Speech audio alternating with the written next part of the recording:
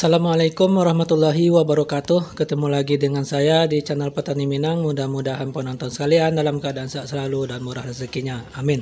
Oke bro, pada kesempatan pagi hari ini kita akan melakukan penaburan pupuk yang kedua, atau lebih jelasnya lagi penaburan pupuk susulan yang kedua. Tepatnya melon kita yang sudah berusia 31 hari setelah tanam. Oke bro. Jadi kita akan melakukan penaburan pupuk susulan yang kedua untuk pupuk yang pada masa pembuahan. Oke. Jadi pupuk-pupuk apa saja yang kita gunakan, yaitu yang pertama yaitu pupuk Maka 32 seperti ini. Ini Maka 32 bro, agak kasar dia. Terus yang kedua komplek nih, komplek agak kehijauan. Terus yang ketiga unik, dia agak biru-biru ini, yang ini.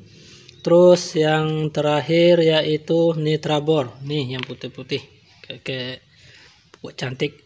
Oke, jadi pupuk yang kita gunakan saya ulangi lagi, yaitu yang pertama Maka 32, terus unik, terus komplek, terus Nitrabor. Jadi untuk Maka 32-nya dengan takaran 9 kilo. Terus yang unik 4 kilo, komplek 2,5 kilo. Terus yang terakhir sendiri yaitu Nitrabor sekitar 6 kilo. Jadi total pupuk kita untuk pupuk susulan kedua ini sekitar 21,5 kilo. Oke, ini untuk pupuk kurang lebih 2000 batang. Oke, jelas bro? Jadi kalau seandainya tanaman penonton sekalian lebih atau kurang bisa dikurangi, kalau seandainya lebih bisa ditambahkan. Jadi seperti itu, ini pupuk untuk 2000 tanaman, pupuk tabur susulan yang kedua. Jadi saya ulangi, pupuknya Maka 32 9 kilo, unik 4 kilo, komplek 2,5 kilo, terus yang terakhir Nitrabor 6 kilo. Jadi semua itu kita aduk, kita campurkan. Setelah campur merata nanti kita bagikan untuk 2000 batang tanaman melon. Oke.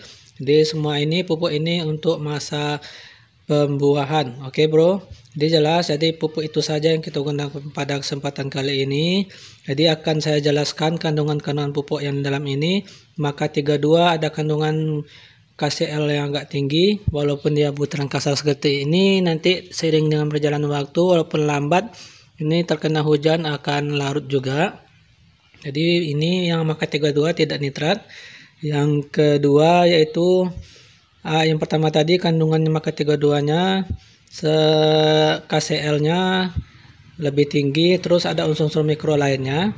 Terus yang kedua unik 16 NPK 16 seimbang, itu berupa nitrat. Terus yang kedua yaitu yang ketiga yaitu komplek, yang kandungannya ada N, PK, ya ada N-nya sekitar 15, P-nya sekitar 11, K-nya sekitar 18%, terus unsur mikro lainnya yang berupa nitrat semua.